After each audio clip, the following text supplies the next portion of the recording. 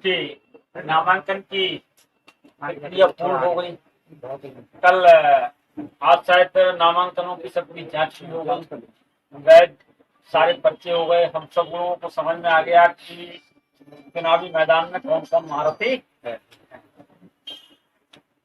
मैं तो आप लोगों से इस अवसर पर हमारे साथ हमारे पार्टी के बहुत वरिष्ठ डॉक्टर ओमेंद्र जी, हमारे मिश्रा जी, बूथ अध्यक्ष हमारे मोहित जी, हमारे अध्यक्ष गगन राठी जी, हमारे कोषाध्यक्ष रहे विवेक जी, यहाँ उपस्थित सभी हमारे पार्टी के पदाधिकारी भी हैं, अन्य कार्यकर्ता भी हैं। जब से आप लोगों ने मुझे इस क्षेत्र की जिम्मेदारी दी है तो मैंने तय किया कि मैं प्रत्येक शुक्रवार को गेस्ट हाउस में बैठने का काम करता हूँ। तो काम किसी कारण आ गया तो मैं समझता हूँ उस दिन मैं नहीं रहूंगा तो नमनी छोटा वाला भाई वो गेस्ट हाउस रहता है। मैंने समस्याओं से कभी मुंह नहीं मोड़ा।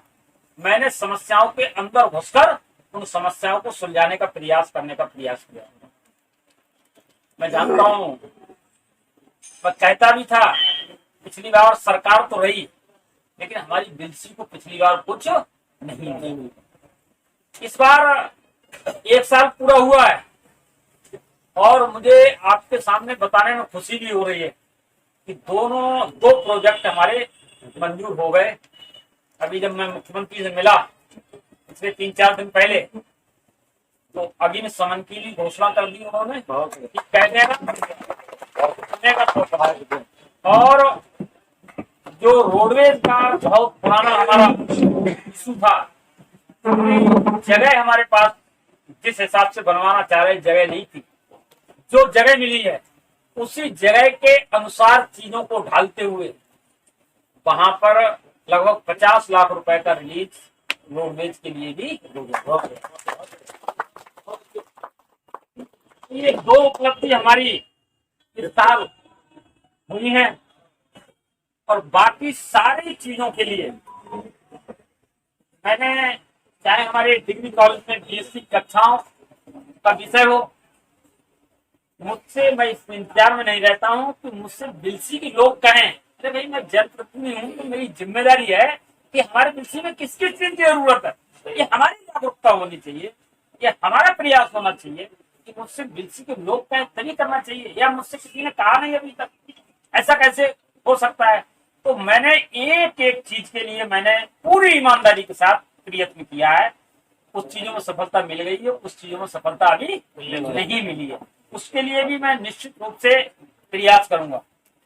रहा नगर पालिका का विषय, नगर पालिका के विषय में मेरे विधायक बनने के बाद शायद 4-5 महीना ही मिला काम और मैंने कोई प्रत्याशी तय नहीं किया। ओम प्रकाश जी को एक ईमानदारी से यहाँ का जो सर्वे है, यहाँ के जो कार्यकर्ताओं की टीम है, यहाँ के जो जागरूक लोगों की राय है, यहाँ के जो प्रमुख लोगों ने तय करके दिया कि ओम प्रकाश चुनाव जीत सकते हैं, तो पार्टी ने ओम प्रकाश जी की पत्नी को ज्ञानवती जी के लिए प्रत्याशी बना दिया। तो इसलिए इस अवसर पर हम आप लोगों से यही विनम्र निवेदन करना है, यदि हमारा चेयरमैन भी हमारे मन का बन जाएगा भाई वो भी सेवक बन के आपके बीच में काम करेंगे। एक सेवक आपका पहले से विधानसभा में तैयार है, तो जब हम 2 सेवक हो जाएंगे तो सेवा ज्यादा होगी कि नहीं होगी भाई, होगी कि नहीं होगी, ज्यादा सेवा होगी। फिर जो भी काम होगा हम मिलकर निश्चित रूप से बिलसी को बदलना चाहते हैं। हमने और शहर भी देखे हैं और उस शहर में बदलने में सबसे महत्वपूर्ण भूमिका चेयरमैन के बाद विधायक, विधायक के बाद सरकार। तो चेयरमैन का मन जब अपने नगर को बदलने का होता है तो निश्चित रूप से वो नगर बदल जाता है। हमने कई हम लोगों को देखे। इसलिए मुझे इस बार पूर्ण विश्वास है कि हम सब लोग मिलकर अपने बिलसी को अच्छा बिलसी बनाएंगे, आदर्श नगर पालिका बनाएंगे। हमारी नगर पालिका का पूरे जनपद में उदाहरण कैसे दिया जाए, ऐसी नगर पालिका हम बनाना चाहते हैं। तो ये सबके प्रयास से संभव है। शासन स्तर की जो भी चीजें होंगी उनके लिए मैं प्रयास करूंगा, इस स्तर की चीजें हैं उनके लिए ये प्रयास करेंगे। तो निश्चित रूप से हम सब लोग मिलकर काम करेंगे। और ये चुनाव मैं पूरी जिम्मेदारी के साथ आप लोगों से कहना चाहता हूं कि चुनाव कोई ओम प्रकाश सागर नहीं है, ये चुनाव उनकी पत्नी नहीं है, ये चुनाव हमारे देश के यशस्वी प्रधानमंत्री नरेंद्र भाई मोदी जी और उत्तर प्रदेश के यशस्वी मुख्यमंत्री आदरणीय योगी आदित्यनाथ जी। ये 2024 का सेमीफाइनल है। आप कल्पना करेंगे ये जो उत्तर प्रदेश में धोखे से भी इस बार समाजवादी पार्टी की सरकार बन जाती।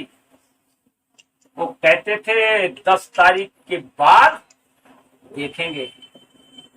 आप दृश्य इन 5 सालों से पीछे वाले 5 सालों में चले जाए, यही नगर पालिका थी, यही प्रत्याशी था। आपको जो मत का अधिकार मिला हुआ है, आपको अपने मत का अधिकार प्रयोग करने को इस नगर पालिका में नहीं मिला। वही लोग फिर सामने आपके। आप कल्पना करिए, आपके मत पर डाका डाल दिया, आपके वोट को डालने नहीं दिया गया, आपके वोट को लूट लिया गया, और वो इस नगर पालिका को 5 साल उन लोगों ने चलाने का काम किया। ऐसे समाजवादी पार्टी के गुंडों से सावधान रहने की आवश्यकता हमने खुली चुनौती दी है। हम जनता के बीच में जाएंगे, हम अपने काम के आधार पर जाएंगे, हम अपने व्यवहार के आधार पर जाएंगे, हम हमारी मुख्यमंत्री जी ने, हमारी सरकार ने जो काम किए हैं हम उनके आधार पर जाएंगे। मैंने एक भी व्यक्ति का पर्चा खारिज कराने का प्रयास नहीं किया। हमें भरोसा है अपने क्षेत्र की जनता पर, अपने नगर की जनता पर, वह अच्छा निर्णय करेंगे, अच्छा जनप्रतिनिधि चुनेंगे। तो इसलिए कि कोई भी मौका चूकना नहीं चाहिए। हमारे लोगों के मन में है, आप सब लोगों का आशीर्वाद है, इसने चुनाव हम जीतेंगे, 100% जीतेंगे, कोई शंका नहीं है। लेकिन चुनाव हम एक तरफा होकर कैसे जीते, चुनाव एक तरफा भारतीय जनता पार्टी कैसे जीते, इसके लिए हमको प्रयास करना चाहिए, मेहनत करनी चाहिए। इसीलिए तो आज हम यहाँ बैठे। क्यों बैठेंगे छोटे छोटे ग्रुपों में?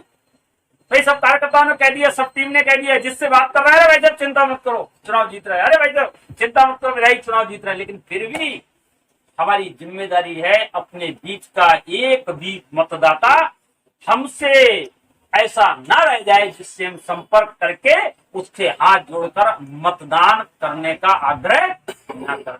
हम पिछले गुंडों की तरह नहीं करेंगे कि हम नामांकन गए, सबके नामांकन खारिज करा दिए और किसी को वोट डालने का अधिकार नहीं मिला, आपको वंचित कर दिया। इसलिए ऐसे लोगों से सावधान रहना है।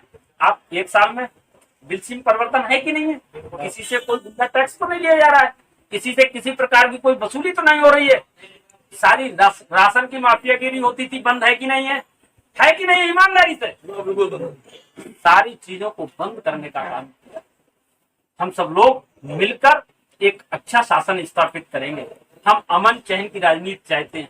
आज ही हमारे मुख्यमंत्री जी ने बोला है, आप सब लोगों ने अखबार के माध्यम से पढ़ा होगा, उन्होंने कहा, क्या कहा है, ये पूरे 6 साल में ना कोई दंगा, ना कोई कर्फ्यू, ना कोई दंगा यूपी में है, सब चल रहा ही बोला कि बोला। भैया कल्पना करिए, हम क्या चाहते हैं? हम चाहते सब चंगे रहें, सब खुश रहें, सबके घर में खुशहाली हो, सबके घर में अमन शांति चैन हो, यही तो चाहते हैं। आज किसी माफिया की हिम्मत नहीं है। पिछले दिनों की सरकारों में यदि जाएं तो हमारे इसी नगर के एक प्रतिष्ठित व्यापारी की हत्या करके उनके पैसे को लूटने का काम उस सरकार में किया गया, उनकी हत्या कर दी गई। वो भी दृश्य हम सबने देखा कि नहीं देखा? आज इन 5-6 सालों में आप बताइए, किसी व्यापारी का, किसी की हिम्मत है, किसी गुंडे की? हमारा कोई व्यापारी पैसों से भरा हुआ यदि बैग लेके जाता है तो वो सुरक्षित बैंक पहुंचता है। यदि बैंक से पैसों का भरा हुआ बैग लेके अपनी दुकान तक जाना चाहता है तो वो दुकान तक पहुंचता है, अपने व्यापारिक प्रतिष्ठान तक पहुंचता है। इसलिए हम सब लोगों ने मिलकर, हमारी सरकार ने मिलकर, हमारे माननीय योगी जी ने, माननीय मुख्यमंत्री जी ने उन गुंडों की कमर तोड़ने का काम किया है। और जब प्रयागराज के अंदर घटना होती है और विपक्षी लोग कहते हैं ये सरेआम कैसे हो रहा है, तो जब हमारे मुख्यमंत्री जी सदन में कहते हैं कि जिन माफियाओं के द्वारा ये घटना की गई है उन माफियाओं को हमारी सरकार मिट्टी में मिलाने का काम करेगी तो सरकार, समाजवादी के लोग जेल में आ जाते हैं, वो गुंडों को संरक्षण देते हैं, वो गुंडों का माल्यार्पण करते हैं। तो ऐसे लोगों को जब माल्यार्पण करते हैं हमारी सरकार, हमारे मुख्यमंत्री जी 1 महीना नहीं गुजरने दिया। आप सब लोगों के ध्यान में होगा, 1 महीने के अंदर सारे के सारे गुंडे माफिया को मिट्टी में मिलाया कि नहीं मिलाया? बताइए, मिलाया कि नहीं मिलाया? इसलिए ऐसे पूज्य योगी आदित्यनाथ जी की सरकार इस उत्तर प्रदेश में चल रही है। तो आप सब लोगों से यही अनुरोध है, ये भी उनके कामों से संतुष्ट हैं, उनका हौसला अफजाई करना चाहते हैं, उन्हें हिम्मत देना चाहते हैं, तो इसलिए इस नगर पालिका से कमल के फूल को खिलाना ही पड़ेगा। यदि नगर पालिका से फूल खिल के जाएगा तो हमारे नेता का हौसला बढ़ेगा। आदरणीय मोदी जी और योगी जी के द्वारा जो काम किए जा रहे हैं उन कामों पर ये मोहर लगाने का काम होगा। इसलिए मैं आप सबसे हाथ जोड़कर निवेदन करता हूं कि 11 तारीख वाले दिन और सबको जाना भूल और याद रखना है केवल कमल का फूल। याद रखना है केवल कमल का फूल।